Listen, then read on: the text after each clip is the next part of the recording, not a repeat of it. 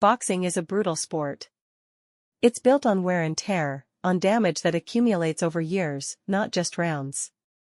That's why predictions are never as simple as they look on paper. Still, there are moments where the gap feels impossible to ignore. When people talk about a potential Anthony Joshua versus Jake Paul fight, the reaction is almost universal. On paper, it shouldn't be competitive. In fact, many believe there's only one acceptable outcome. Anything short of Joshua flattening Jake Paul would be seen as a disappointment. Beyond the ring, there's another truth: Jake Paul is a business phenomenon. Talksport hosts pointed out that regardless of the outcome, Jake brings attention, money, and massive audiences. Win or lose, his presence reshapes events and generates revenue in ways most fighters can't. That's why this fight exists in the first place. It's dangerous. It's controversial. And to many, it shouldn't even be sanctioned. But boxing has always lived in that uncomfortable space between sport and spectacle. At the end of the day, the expectation is clear. Anthony Joshua is supposed to dominate, Jake Paul is daring to test the limits. And once the bell rings, only one thing is guaranteed: everyone will be watching. Critics, however, point to sparring footage. Analysts believe Jake has shown defensive flaws that could be disastrous against someone like Joshua. Getting caught in the gym is one thing. Getting caught by a world-class heavyweight is another.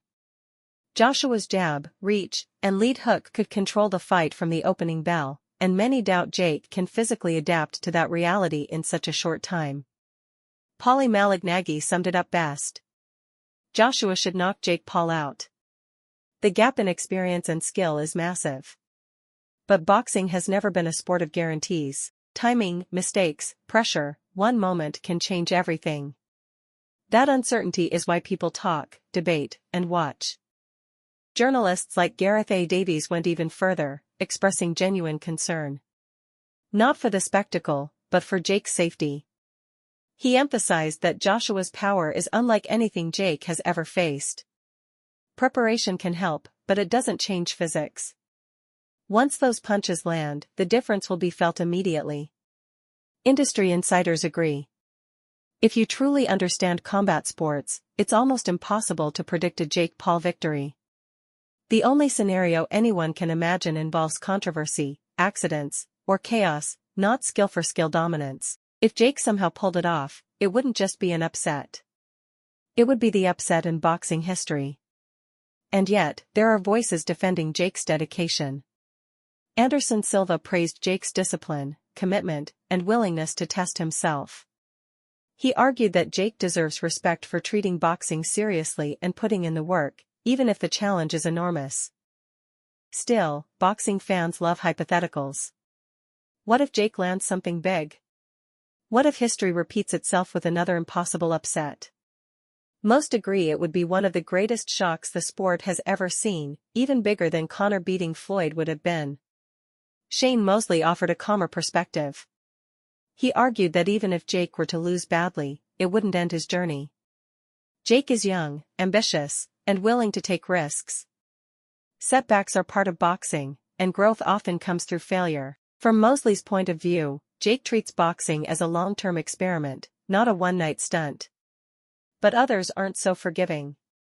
Vidal Riley made his stance clear: if Joshua doesn't dominate, he has underachieved. A former heavyweight champion is expected to overwhelm a much less experienced opponent.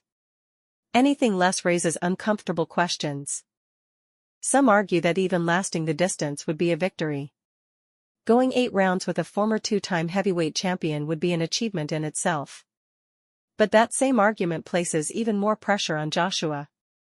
If AJ allows the fight to go long, critics will question his sharpness. To them, this should look like a mismatch, and if it doesn't, something is wrong. The discussion becomes even louder when Joshua's past opponents are mentioned. He's fought the best of the best: Tyson Fury, Alexander Usyk, legitimate world champions. He isn't an influencer-turned-boxer, he's the real thing. And when Joshua knocked out Francis Ngannou in brutal fashion, it reinforced the point. Ngannou went toe-to-toe with Fury and shocked the world. Joshua removed him in just 2 rounds. That alone makes people question how Jake Paul is supposed to survive. Floyd Mayweather summed it up bluntly. He pointed out that boxing isn't about hype or belief, it's about what the body can handle. Size matters. Strength matters. Experience matters. And in this matchup, Anthony Joshua holds massive advantages in all three. His power, his physical presence, and years of elite-level competition create a difference that's hard to overstate. Yet, Floyd also reminded everyone of boxing's most uncomfortable truth: strange things happen once the bell rings. That unpredictability is exactly why people would still tune in. Others echoed the comparison to Mayweather versus Conor McGregor, but with one key distinction. Yes, Conor was bigger than Floyd, but not this much bigger. And Floyd had decades of world-class experience, elite defense, and one of the greatest ring IQs the sport has ever seen. Jake Paul doesn't have that foundation. Because of that, many believe there is simply no realistic path for Jake to win.